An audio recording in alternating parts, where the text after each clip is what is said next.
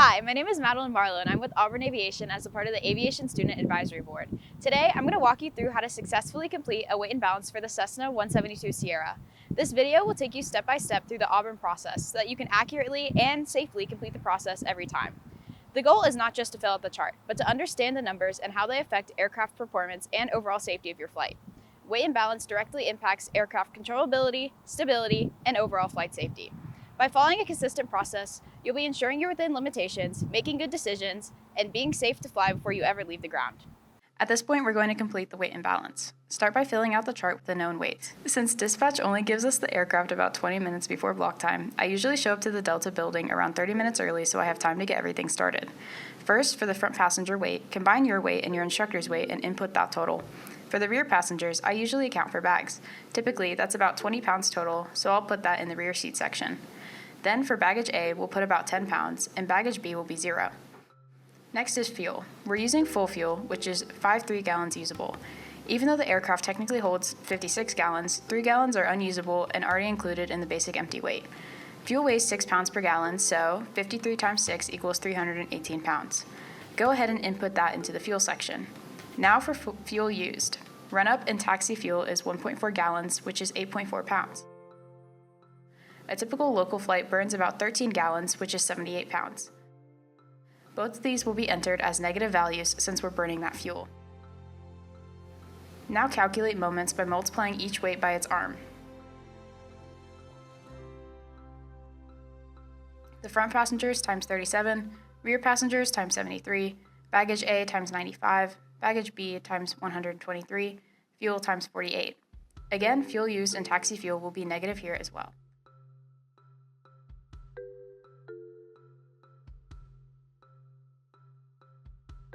At this point, we filled out everything we can without knowing the aircraft.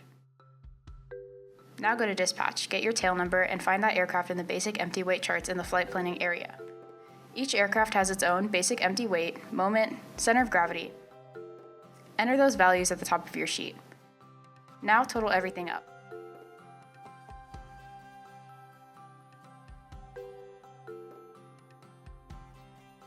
Add all the weights to get the ramp weight and make sure it's below 2,558 pounds, a limitation stated in the PIM. Subtract 8.4 pounds for taxi fuel to get takeoff weight, and subtract 78 pounds for fuel burn to get landing weight. Do the same process for total moments.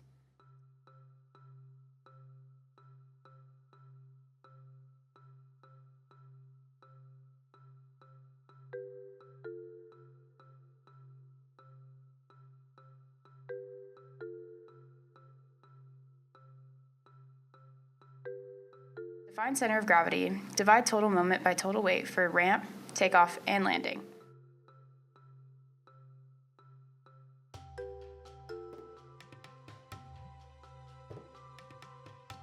Now plot takeoff and landing points on the center of gravity envelope.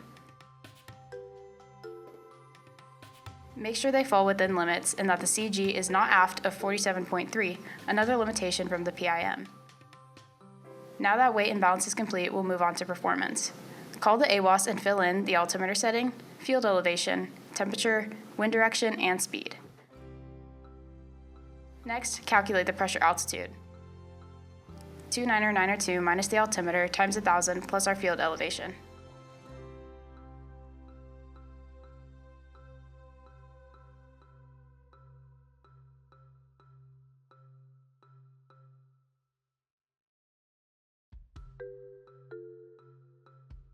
Then calculate density altitude. Outside air temperature minus 15 minus the field elevation times 0.002 times 120 plus pressure altitude.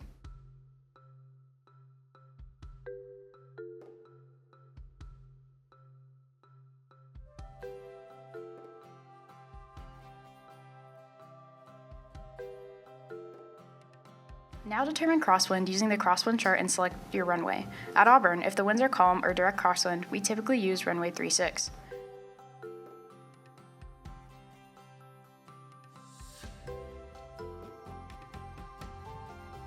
Next, calculate VA for both takeoff and landing weights. divide weight by max weight, which is 2,550 pounds, take the square root, and multiply by max weight, VA, 105.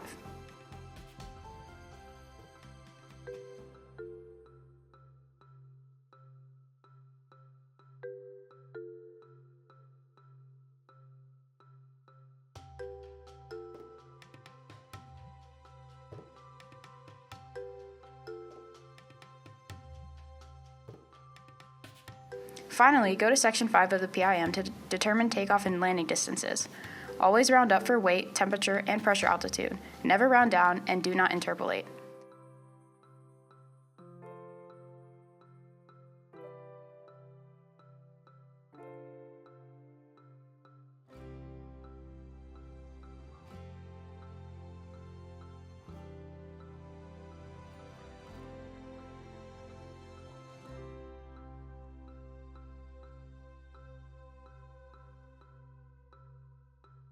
Fill in those distances on your sheet.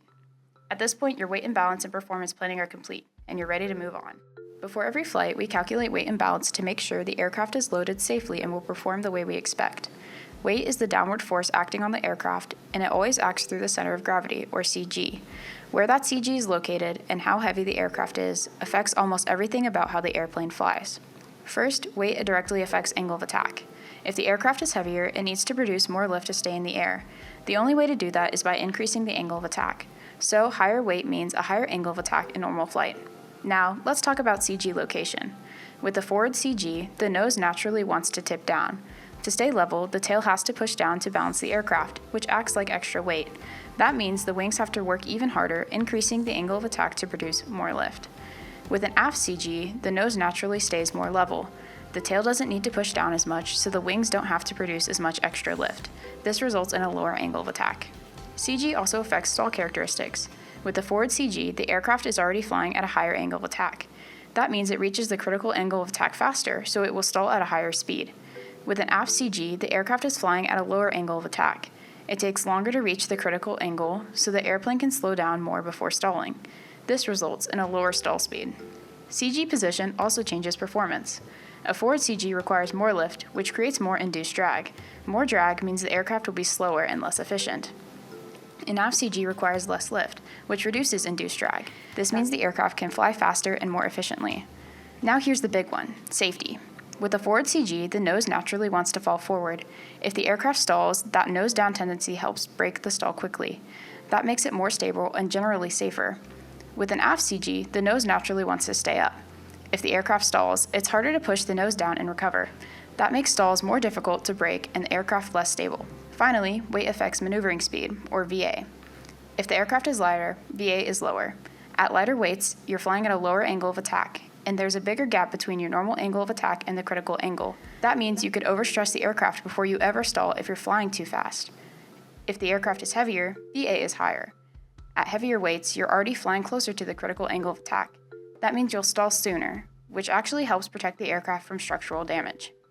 This completes the weight and balance process. By taking time to carefully calculate and verify your numbers, you're ensuring that you're within limitations and set up for a safe flight. The weight and balance is a critical part of the pre-flight planning process and should never be skipped nor rushed. By staying consistent with this process, you're building good habits and making confident, safety-focused decisions every single time you fly. Fly safe and War Eagle.